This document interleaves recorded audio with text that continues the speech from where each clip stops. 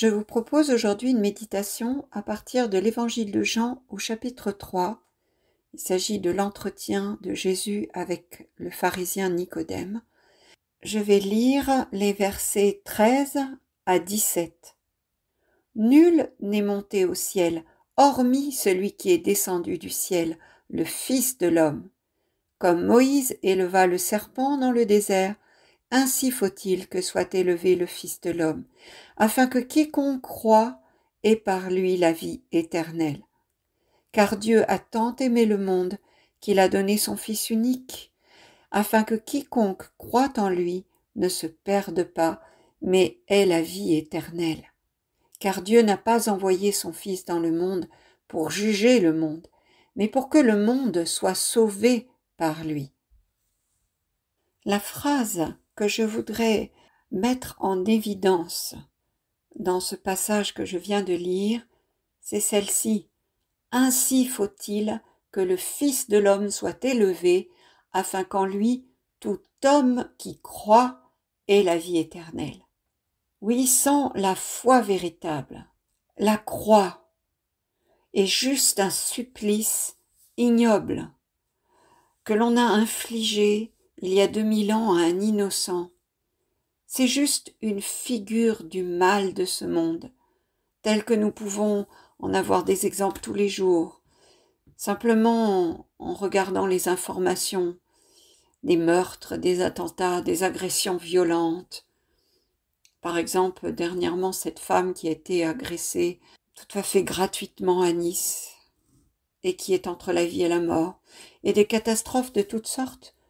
Si je n'ai pas la foi, pour celui qui ne croit pas, la croix est un supplice insupportable. Mais pour celui qui contemple la croix avec les yeux de la foi, c'est la démonstration, au contraire, d'un amour sans limite, d'un amour qui a décidé d'aller jusqu'au bout. Et nous trouvons ce passage dans la première lettre aux Corinthiens, chapitre 1, versets 17 à 25. Alors que les Juifs réclament des signes miraculeux et que les Grecs recherchent une sagesse, nous proclamons un Messie crucifié, scandale pour les Juifs, folie pour les nations païennes. Mais pour ceux que Dieu appelle, qu'ils soient Juifs ou Grecs, ce Messie, ce Christ, est puissance de Dieu et sagesse de Dieu. Saint Paul le précise bien, la croix prend tout son sens pour ceux que Dieu appelle, peu importe qu'ils soient juifs ou païens. Ce Messie est puissance de Dieu, nous dit-il, et sagesse de Dieu. Oui, la croix nous démontre à quel point Dieu nous aime. La croix est le signe d'un amour fou, qui va jusqu'au bout, qui accepte tout, qui endure tout, qui accepte d'être rejeté par ceux à qui il s'est donné pendant tout son temps sur la terre, puisque Jésus a été abandonné par ses disciples au moment de la passion. Il accepte d'être rejeté par ceux qu'il aime. Il accepte qu'on veuille le faire disparaître après l'avoir encensé. Il accepte le fait qu'on veuille le faire mourir. C'est la définition même de l'amour divin. Saint François d'Assise disait « L'amour n'est pas aimé ». La croix en est le reflet de cet amour que Dieu ne cesse de vouloir démontrer aux hommes et que les hommes ne cessent de rejeter. C'est un amour tellement patient qu'il ne renonce jamais à nous attirer à lui.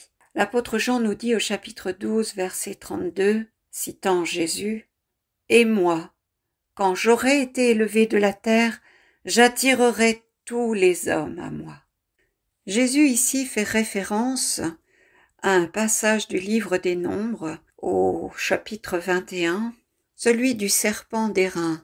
Il le dit, comme Moïse éleva le serpent dans le désert, ainsi faut-il que soit élevé le Fils de l'homme. Jésus fait vraiment directement le lien, le parallèle entre sa mort sur la croix et ce serpent d'airain. Cet épisode se situe pendant l'exode du peuple hébreu dans le désert en direction de la terre promise. À un moment donné, on nous dit donc dans le livre des Nombres que Dieu envoya contre le peuple des serpents brûlants, dont la morsure firent périr beaucoup de monde en Israël. Le peuple vint dire à Moïse, « Nous avons péché en parlant contre le Seigneur et contre toi. Intercède auprès de l'Éternel pour qu'il éloigne de nous ces serpents. » Moïse intercéda pour le peuple, et l'Éternel lui répondit, « Façonne-toi un serpent brûlant que tu placeras sur un étendard. Quiconque aura été mordu et le regardera restera en vie. » Moïse façonna donc un serpent d'airain qu'il plaça sur l'étendard. Et si un homme était mordu par quelque serpent, il regardait le serpent d'airain et restait en vie. Donc cet épisode du serpent d'airain nous montre bien que le mal, aussi puissant soit-il, aussi mortel soit son venin, ne viendra jamais à bout de l'amour de Dieu pour sa créature. Il n'aura jamais le dernier mot. C'est toujours la vie qui a le dernier mot avec Dieu. L'amour de Dieu est prêt à tout supporter. Contrairement à notre amour humain, si vite limité, dès qu'apparaissent entre nous des désaccords, dès que l'autre ne pense pas comme nous, dès que l'autre ne répond pas à nos attentes, bien souvent la relation se brise. Lorsque j'étais enfant, dans l'église où j'allais au catéchisme, je me souviens qu'il y avait une très grande croix, immense croix au centre de l'église, en tout cas quand j'étais petite elle me paraissait très grande, avec un Christ crucifié sur la croix. Cela me faisait peur. Avec mes yeux d'enfant, je voyais une figure de souffrance. Et qu'est-ce que je comprenais? Que cette vie, qui commençait pour moi, était jonchée de souffrance et devait se terminer par une mort, et qu'il allait falloir accepter de porter ces souffrances, comme ce Christ que je voyais là pendu à la croix. Mais cette théologie de la croix, elle est basée sur la peur et sur l'acceptation de la souffrance.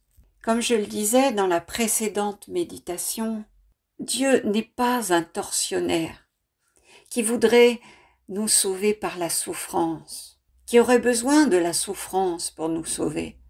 Sinon, Jésus n'aurait pas donné autant de son temps, de son énergie pour guérir les malades et libérer les personnes tourmentées par des démons. Il leur aurait plutôt dit, à mon avis, « Va, supporte vaillamment ton infirmité, ta dépression, ta maladie, car au jour du jugement, tu verras, tu seras sauvé. » Non, Dieu n'a pas besoin de la souffrance. Mais la Bible nous dit que nous vivons dans un monde déchu, un monde où le mal s'est développé comme l'ivraie dans le champ. Et malheureusement, eh bien, nous le subissons, mais cela n'a rien à voir avec la volonté de Dieu. Au contraire, la croix, si elle manifeste le mal dont l'homme est capable, et le mal que malheureusement, bien souvent, il subit dans ce monde, elle est surtout le symbole, la démonstration d'un amour divin qui ne se renie jamais, quelles que soient les circonstances. Lorsque nous lisons la Passion de Jésus, à aucun moment Jésus ne maudit ceux qui l'ont mis en croix. Au contraire, il dit « Père, pardonne-leur, ils ne savent pas ce qu'ils font ». La puissance infinie d'amour de Dieu se manifeste lorsque rejeté comme il l'est, humilié, blessé de toutes les manières possibles, Jésus pardonne et prend sur lui tout ce mal. D'ailleurs, nous le voyons au moment de son arrestation, lorsque Judas vient l'embrasser, suivi des soldats qui sont là pour l'arrêter. Jésus dit aux soldats, « C'est moi, celui que vous cherchez, c'est moi. » Alors, les autres là, laissez-les tranquilles. Jésus prend tout sur lui. S'il prend sur lui tout ce mal dans son corps jusqu'à en mourir, son cœur, lui, reste pur. Le mal ne peut atteindre le cœur de Dieu. Le cœur de Jésus, Fils de Dieu, est incapable de produire du mal en retour de celui qu'il reçoit. Aussi loin que nous puissions aller dans le mal, nous ne pourrons jamais tuer cet amour de Dieu pour pour chacun et chacune de nous. Cet amour est immortel. Jésus en tant qu'homme est bien mort sur la croix, mais Dieu amour en lui, qui est venu nous rencontrer dans notre vie d'homme et de femme en ce monde, est immortel. Cet amour survit à toutes les épreuves, tous les rejets, toutes les noirceurs dont nous sommes capables. Aussi loin que nous allions loin de cet amour, il viendra toujours nous rechercher. On peut penser à la parabole du berger, de la brebis perdue. Jésus qui décrit Dieu comme un berger prêt à laisser 99 brebis qui sont bien là où elles sont dans leur enclos pour aller chercher la 100e qui s'est perdue. Et quelle joie lorsqu'enfin il l'a retrouvée. Enfin, au moment où nos barrières intérieures tombent, au moment où nous nous laissons toucher par cet amour, où la croix nous parle de cette manière-là, non plus comme quelque chose qui nous repousse, qui nous répugne, mais comme un témoignage d'amour, où Dieu meurt d'amour pour moi, au moment où mes résistances tombent face à cet amour, où je me laisse saisir par la vérité de cet amour. Donc à l'instant où mon cœur y croit, adhère à cet amour pour moi, alors la porte de mon cœur s'ouvre. C'est d'ailleurs ce que nous dit l'Apocalypse au chapitre 3, verset 20. « Voici que je me tiens à la porte et je frappe. Si quelqu'un entend ma voix et ouvre la porte, j'entrerai chez lui, je prendrai mon repas avec lui et lui avec moi. » Alors, Dieu vient parce qu'on lui ouvre la porte, comme le dit ce verset. Il nous offre son intimité, il nous la propose, il ne l'impose jamais. Et avec elle, sa vie, la vie de Dieu. Comme dit Jésus à Nicodème, tout homme qui croit a la vie éternelle. La foi est ce loquet de la porte de mon cœur qui permet à Dieu d'y entrer en invité. Parce qu'il ne s'impose jamais, il attend d'y être invité. Alors la croix m'interroge de cette manière. Est-ce que tu crois, nous dit Jésus sur la croix, que je t'aime? Et puis nous voyons qu'avec le sacrifice de Jésus sur la croix, c'est le temps des sacrifices, nous dit la Bible, qui est accompli. Jésus, c'est sa dernière parole sur la croix, dit « tout est accompli ». C'est donc que le temps des sacrifices de la première alliance est terminé. Jésus a scellé dans son sang la deuxième alliance, cette alliance éternelle qui ouvre le temps de la grâce. Cela signifie que nous n'avons pas à gagner l'amour de Dieu, comme le faisaient les Juifs à l'époque du Temple, par notre pratique religieuse, par des sacrifices renouvelés, parce que, évidemment, on venait offrir un animal en sacrifice, on venait verser le sang pour être pardonné d'un péché en particulier. Mais il fallait constamment renouveler ces sacrifices. Non, l'amour de Dieu ne s'achète pas par la pratique religieuse. Et Jésus l'a dit en Jean chapitre 2 verset 16, dans le temple, lorsqu'il s'est mis en colère contre les marchands du temple et les a chassés, il a dit « Ne faites pas de la maison de mon Père une maison de trafic. » On n'achète pas le pardon ni l'amour de Dieu. Il ne se mérite pas. Et le Seigneur m'a inspiré de retrouver cette parole d'Isaïe au chapitre 55, qui nous dit magnifiquement cela au verset 1 et 2. « Vous tous qui avez soif, venez aux eaux, même celui qui n'a pas d'argent. Venez, achetez et mangez. Venez acheter du vin et du lait sans argent, sans rien payer. Pourquoi pesez-vous de l'argent pour ce qui ne nourrit pas ?» Donc je faisais allusion au sacrifice offert, qui coûtait évidemment de l'argent. « Pourquoi travaillez-vous pour ce qui ne rassasie pas? Écoutez-moi donc, et vous mangerez ce qui est bon, et votre âme se délectera de mes succulents. » En entendant ce dernier verset, peut-être pensez-vous comme moi à la parabole du fils prodigue. lorsque le père, tellement heureux de retrouver son fils, fait donner un festin, fait tuer le veau gras pour son fils qui était perdu et qui est revenu à la vie, qui est revenu dans la maison du père. Il est beaucoup question de festin dans la Bible. Et c'est le signe, le symbole de la grâce que Dieu donne, parce qu'il nous aime. Le psaume 62 au verset 6 nous dit « Comme par un festin, je serai rassasié ».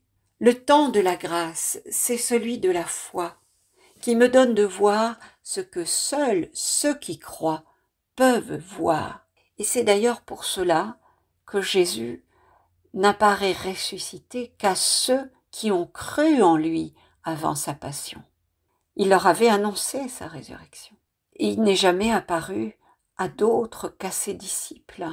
Jésus victorieux du mal et de la mort, ce Jésus ressuscité, nous ne pouvons le voir que si nous croyons en lui. Nous ne pourrons voir la réalité de cette résurrection et la vivre dans notre vie que si nous avons cette foi-là, capable de voir au-delà du mal de ce monde. Le temps de la grâce, c'est celui de l'épouse qui recherche l'époux.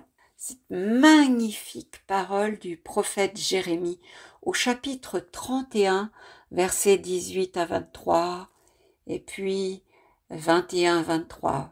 Je vous lis ces versets. « Reviens, Vierge d'Israël, reviens vers ces villes qui sont tiennes. Jusque à quand tourneras-tu de ci, de là, fille rebelle? Car le Seigneur crée du nouveau sur la terre. La femme recherche son mari. » Cette femme, cette épouse, cette vierge, c'est l'âme amoureuse de son Dieu, qui le cherche, qui désire l'époux, qui ne veut qu'une chose, qui n'attend qu'une chose, c'est de se jeter dans ses bras, parce qu'elle croit à son amour. Elle veut le goûter, cet amour. L'amour de l'époux donne tout ce qui lui appartient à l'épouse.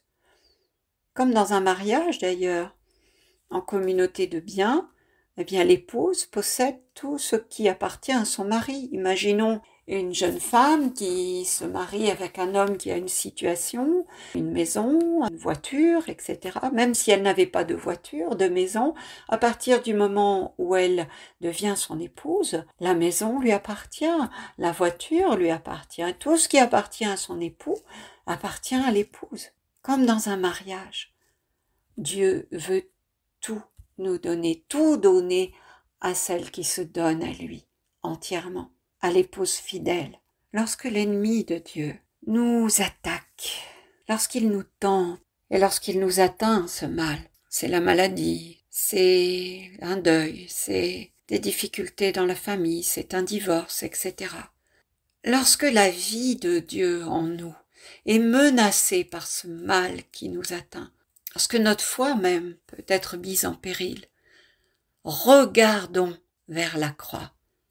Exactement comme les Israélites dans le désert regardaient vers le serpent d'airain. Au moment où ils faisaient cela, ils cessaient de fixer la cause de leur mal, de fixer cette jambe, ce pied que le serpent avait mordu, la blessure, le serpent qui les avait mordus, pour regarder vers le ciel, vers cet étendard, nous dit la parole, donc en direction du ciel, vers ce Dieu qui veillait sur leur marche vers la terre promise, dans ce désert hostile, pour les amener à bon port, pour les y amener en terre promise, parce que Dieu tient toujours ses promesses. Alors regardons vers la croix comme Jésus nous le demande, lorsqu'il nous dit « Ils lèveront les yeux vers celui qu'ils ont transpercé » Jean 19, 37.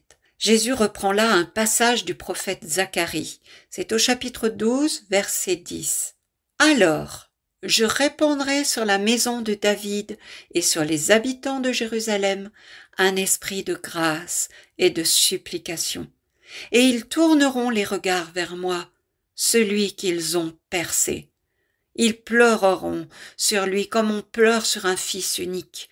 Ils pleureront amèrement sur lui comme on pleure sur un premier-né. Et un peu plus loin, chapitre 13, verset 1, « En ce jour-là, une source sera ouverte pour la maison de David et les habitants de Jérusalem, pour le péché et pour l'impureté. » Et puis, chapitre 13, versets 8 et 9, « Dans tout le pays, dit l'Éternel, les 2 tiers périront et l'autre tiers restera. Je mettrai ce tiers dans le feu et je le purifierai comme on purifie l'argent. Je l'éprouverai comme on éprouve l'or. Il invoquera mon nom et je l'exaucerai. Je dirai, c'est mon peuple, et il dira, l'Éternel est mon Dieu. » Vous l'avez remarqué, les derniers versets font allusion à la purification, le fait qu'on puisse être éprouvé pour notre foi, que, comme le dit saint Paul, la foi est vérifiée comme on vérifie l'or par le feu, qui permet d'en retirer toutes les scories, toutes les impuretés. Oui, la croix concerne aussi le disciple du Christ. La croix nous montre aussi que la parole du Christ, celui qui veut me servir, qu'il prenne sa croix et qu'il me suive, se vérifie dans nos vies de croyants. En Jean 12, verset 26, « Celui qui me sert, mon Père l'honorera. » Et nous avons vu dans la précédente méditation que servir Dieu, faire les œuvres de Dieu, Jésus nous l'a expliqué, c'est croire en lui, c'est avoir foi en lui, croire que ses promesses se réalisent, que Dieu tient ses promesses, que Dieu m'aime, qu'il veut mon bien, même si je traverse un temps d'épreuve, un temps de difficulté. Il nous prévient d'ailleurs que nous aurons à subir des persécutions pour l'Évangile, du rejet, etc. C'est le sens de la croix, car, nous dit Jésus, le disciple n'est pas au-dessus de son maître. Mais si nous tenons ferme dans la foi, le Père honorera cette foi, et nous produirons des fruits de conversion, de guérison, de délivrance et de salut pour le royaume de Dieu. Un des livres de sagesse qu'on appelle le Siracide ou l'Ecclésiastique dit « Mon fils, si tu prétends servir le Seigneur, prépare-toi à l'épreuve, fais-toi un cœur droit, arme-toi de courage, ne te laisse pas entraîner au temps de l'adversité. Attache-toi à lui, ne t'éloigne pas, afin d'être exalté à ton dernier jour. Tout ce qui t'advient, accepte-le, et dans les vicissitudes de ta pauvre condition, montre-toi patient, car l'or est éprouvé dans le feu, et les élus dans la fournaise de l'humiliation. Mets en Dieu ta confiance, et il te viendra en aide. Suis droit ton chemin et espère en lui. Vous qui craignez le Seigneur, comptez sur sa miséricorde. Vous qui craignez le Seigneur, ayez confiance en lui, et votre récompense ne saurait faillir. Vous qui craignez le Seigneur, espérez ses bienfaits, la joie éternelle et la miséricorde. Merci pour votre écoute. Que Dieu vous bénisse.